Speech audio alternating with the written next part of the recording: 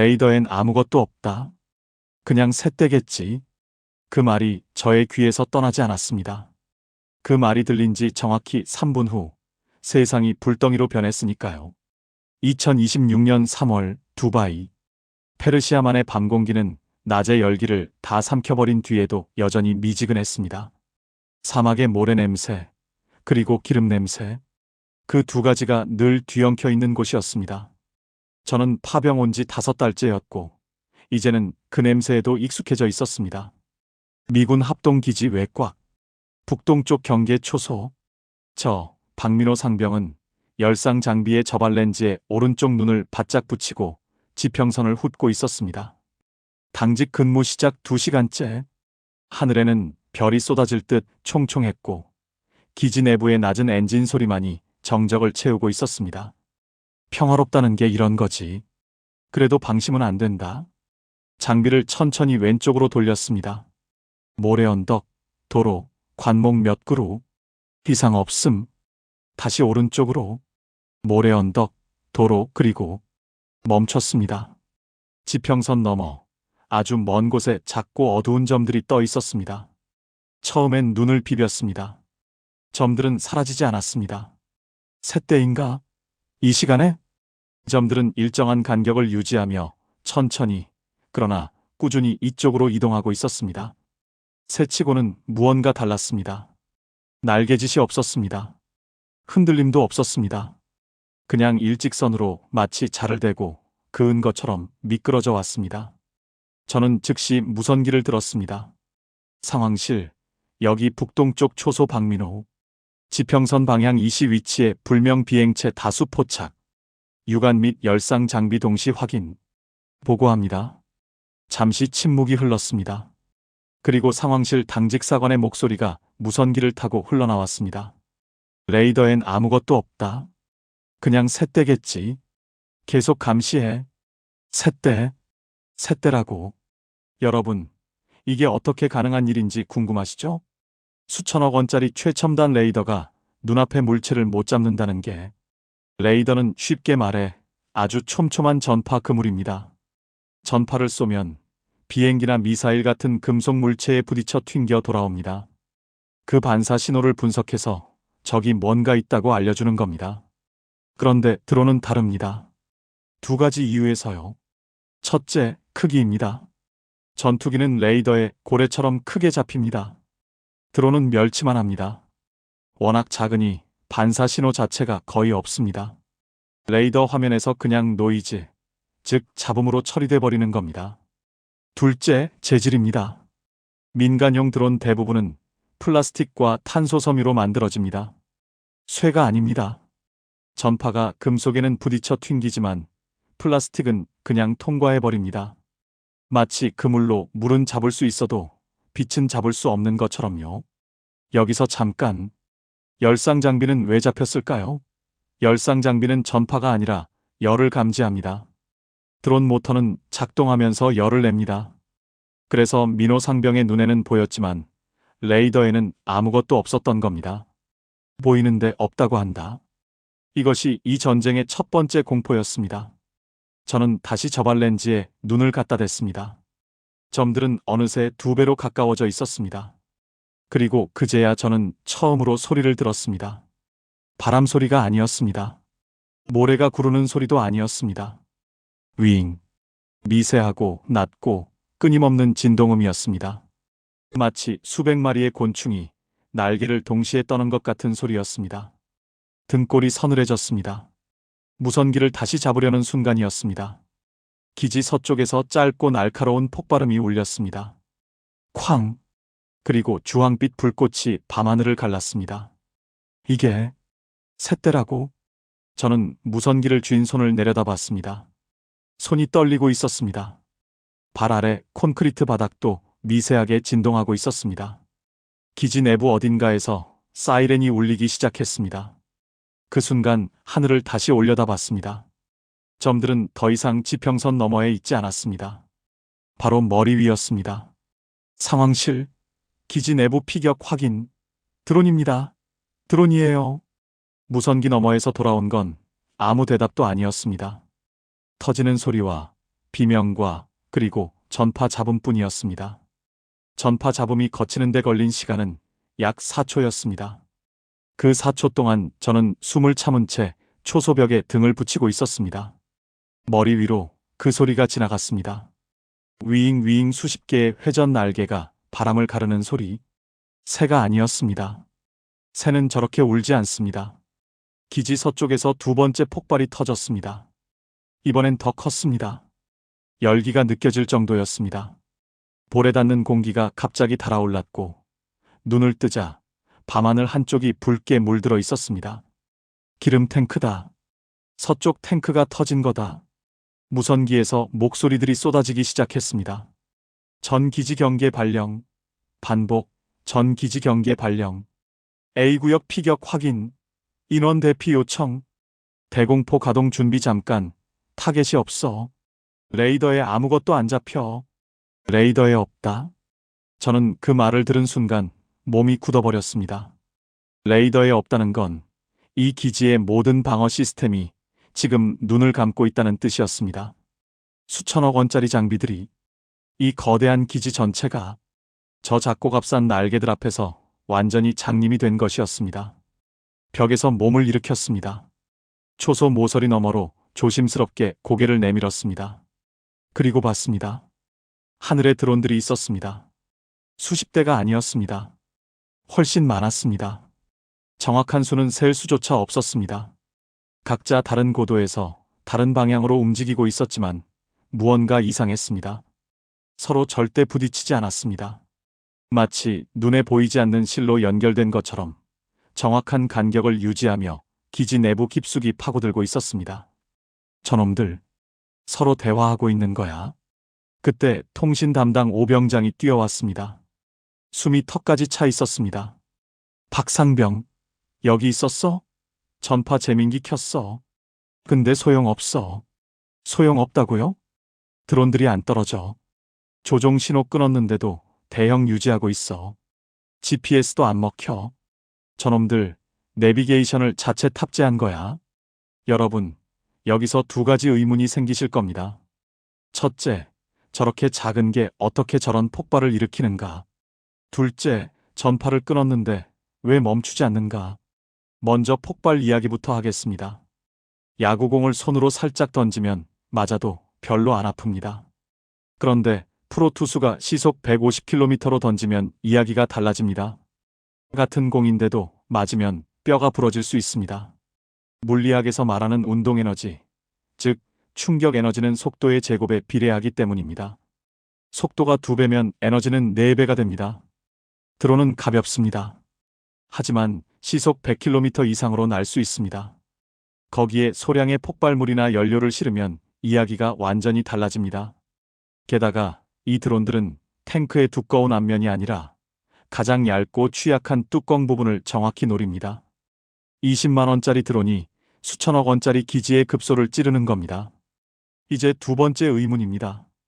전파를 끊었는데 왜 멈추지 않는가? 우리가 쓰는 내비게이션 앱을 생각해 보십시오. 목적지를 입력하면 지도가 다운로드 됩니다. 인터넷이 끊겨도 이미 저장된 지도로 길 안내가 됩니다. 이 드론들도 마찬가지입니다. 출격 전에 이미 기지 지도와 목표 좌표가 드론 컴퓨터 안에 저장돼 있습니다. 전파를 끊어봤자 이미 갈 곳을 알고 있는 겁니다. 조종사 없이, 신호 없이 스스로 길을 찾아 날아오는 것들. 이것이 이 전쟁의 두 번째 공포였습니다. 자체 탑재. 그 말이 머릿속에서 맴돌았습니다. 막을 방법을 잘라내도 계속 살아있는 것들. 저는 그 순간 전쟁이란 단어의 의미가 달라지는 걸 느꼈습니다. 세 번째 폭발이 터졌습니다. 이번엔 동쪽, 통신 중계탑이 있는 곳이었습니다. 통신 중계탑 피격, 외부 통신망 두절, 외부 통신이 끊겼다는 말에 오병장의 얼굴이 창백해졌습니다. 저도 마찬가지였습니다. 본부에 알릴 방법이 사라진 것이었습니다. 기지는 고립됐습니다. 우리가 여기서 다 죽을 수도 있겠구나. 그 생각이 처음으로 또렷하게 떠올랐습니다. 손바닥에 땀이 찼습니다. 무릎이 미세하게 떨렸습니다. 그런데 그때였습니다. 오병장이 갑자기 팔을 뻗어 저를 잡아 끌었습니다. 저거 봐. 드론 한 대가 우리 초소 방향으로 선회하고 있었습니다. 낮게, 아주 낮게. 마치 무언가를 탐색하는 것처럼. 카메라가 달린 방향이 정확히 우리를 향해 있었습니다. 적이 우리를 보고 있다. 그 순간이었습니다. 공포가 식으면서 그 자리를 전혀 다른 감정이 채웠습니다. 분노가 아니었습니다. 더 차가운 무언가였습니다. 결심이라고 부를 수 있는 것이었습니다. 기록해야 한다. 이걸 세상에 알려야 한다. 여기서 무슨 일이 일어났는지를. 주머니 속 개인 스마트폰을 꺼냈습니다. 위성망이 살아있다면 아직 영상을 보낼 수 있었습니다. 하늘을 향해 카메라를 들었습니다. 박상병, 뭐 하는 거야? 위험해. 병장님, 이건 기록해야 합니다. 아무도 이걸 믿지 않을 거예요. 레이더에도 안 잡히고 전파도 안 먹히는 이놈들을. 저만 봤습니다. 제가 증거를 남겨야 합니다. 오 병장이 잠시 저를 바라봤습니다. 그리고 아무 말도 하지 않았습니다. 맞아. 내가 이걸 살아서 꺼내야 한다. 선회하던 드론이 속도를 높였습니다. 방향은 정확히 우리 초소였습니다. 도망칠 시간은 없었습니다. 드론은 이미 50m 안으로 들어와 있었습니다. 저는 오 병장의 팔을 잡아당겨 초소 안쪽 벽으로 몸을 던졌습니다. 콘크리트 모서리에 어깨를 부딪히는 통증도 느낄 새가 없었습니다. 귀 바로 옆을 지나가는 회전 날개 소리가 칼날처럼 날카로웠습니다. 윙. 그리고 지나갔습니다. 숨을 몰아쉬며 벽에 등을 붙인 채 하늘을 올려다봤습니다. 드론은 우리를 지나쳐 기지 안쪽으로 빠르게 사라지고 있었습니다. 오 병장이 낮게 욕을 내뱉었습니다. 쫓아온 게 아니었어. 우리한테 관심 없었던 거야. 그렇다면 저놈들이 노리는 건 뭐지? 저는 하늘을 다시 훑었습니다. 드론들의 움직임을 천천히 따라갔습니다.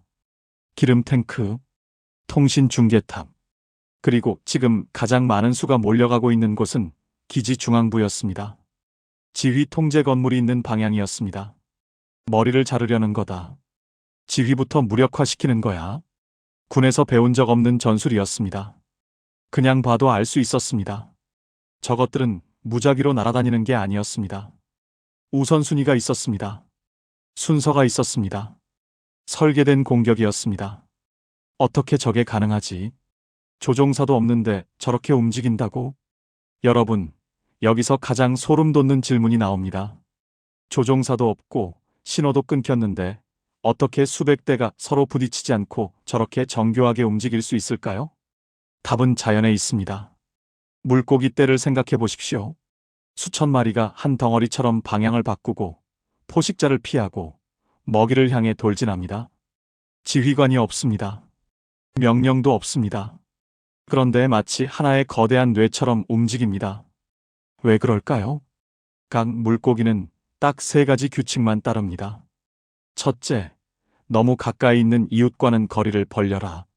둘째, 주변 이웃들이 가는 방향으로 따라가라.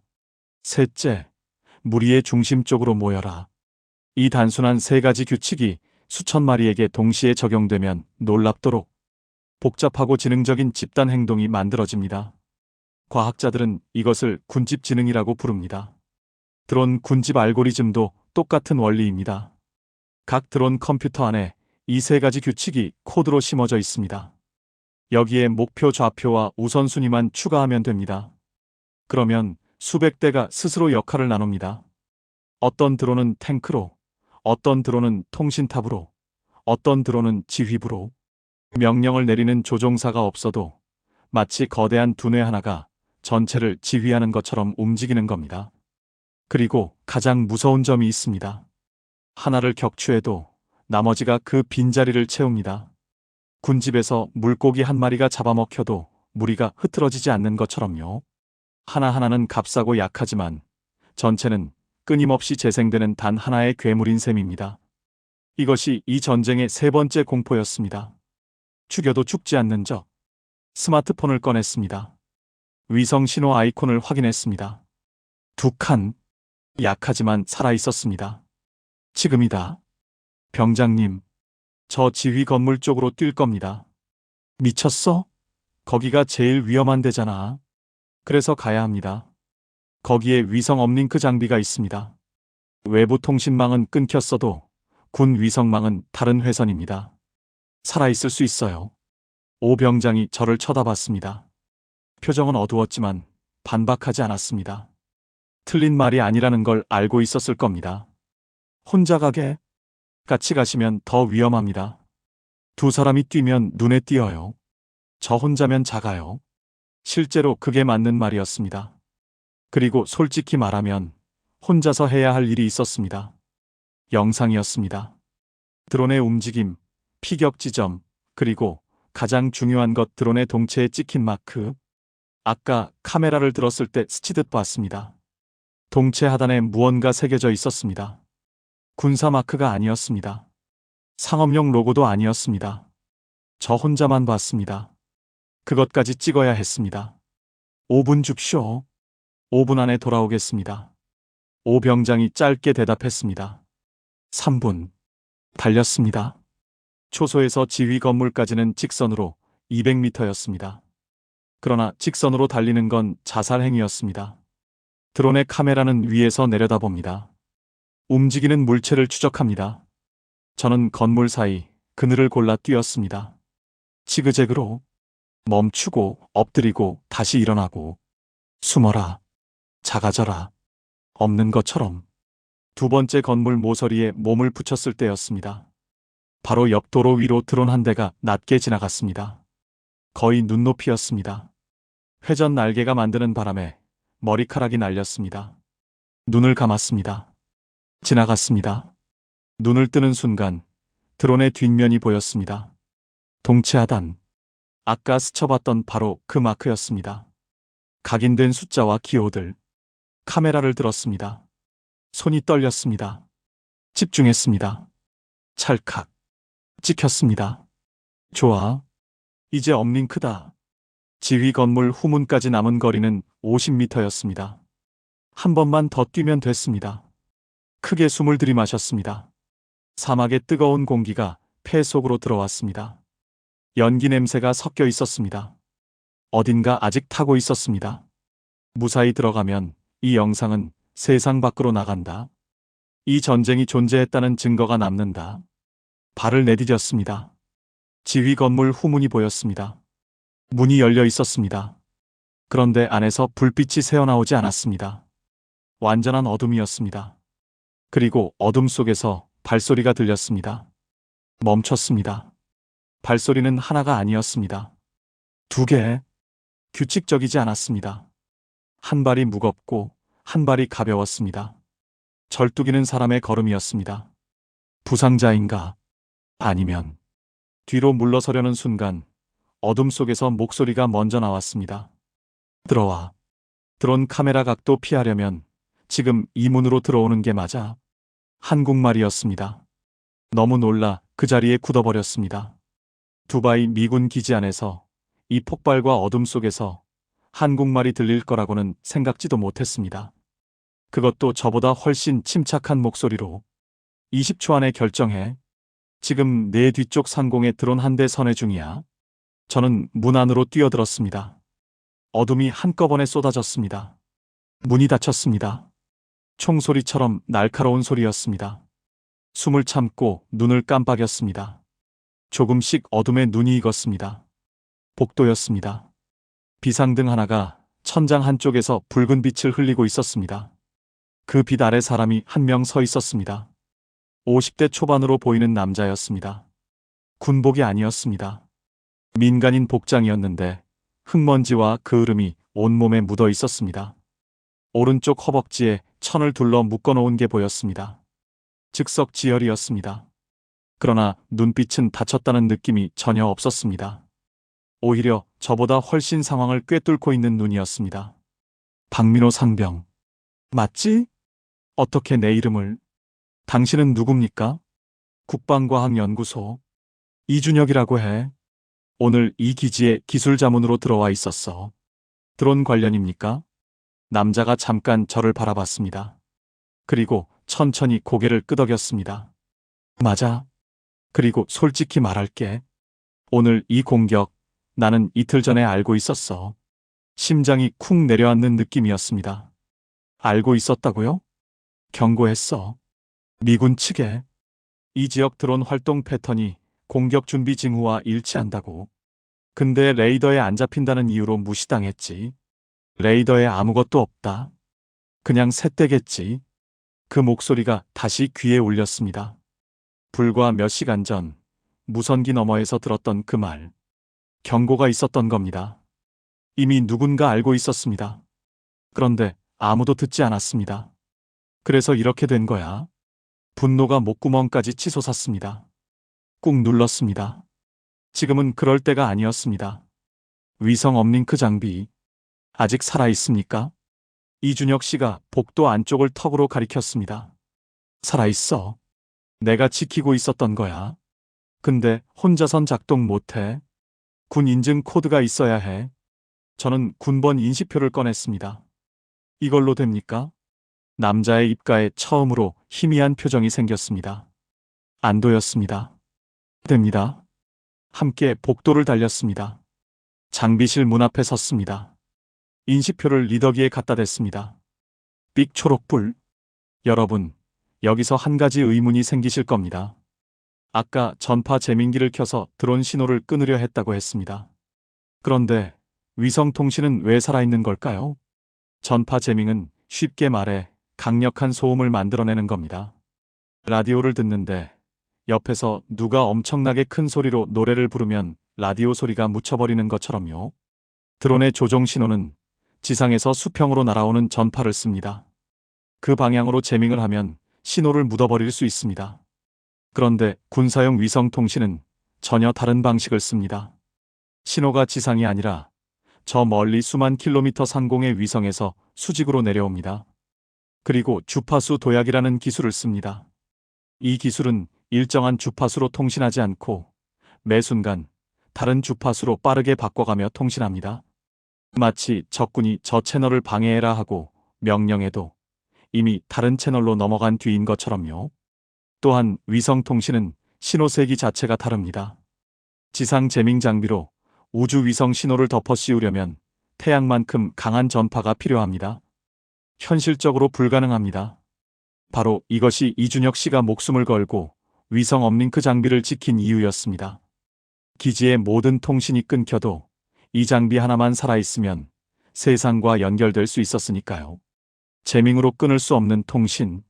이것이 오늘 밤 우리의 유일한 탈출구였습니다. 장비실 안으로 들어갔습니다. 이준혁 씨가 콘솔 앞에 앉아 빠르게 키를 두드리기 시작했습니다. 저는 그 옆에서 스마트폰을 꺼냈습니다. 아까 찍은 영상과 드론 동체 마크 사진을 확인했습니다. 마크 사진을 이준혁 씨 앞에 내밀었습니다. 이게 뭔지 아십니까? 남자의 손이 멈췄습니다.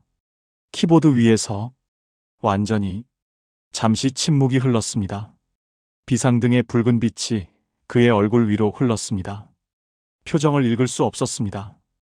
어디서 찍었어요, 이거? 조금 전에 직접요. 드론 동체 하단에 있었습니다. 이준혁 씨가 화면을 손가락으로 확대했습니다. 그리고 낮게 중얼거렸습니다. 저한테 하는 말이 아니었습니다. 혼자 삼키는 말이었습니다. 역시 이쪽이었군. 이준혁 씨, 이게 뭡니까? 남자가 저를 똑바로 쳐다봤습니다. 지금까지와 다른 눈빛이었습니다. 무거운 눈빛이었습니다. 박상병, 이걸 외부로 전송하기 전에 한 가지만 물어볼게요. 말씀하십시오.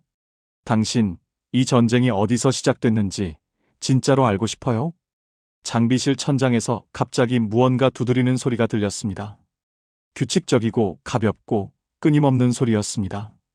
드론이 건물 위에 내려앉고 있었습니다. 한 대가 아니었습니다.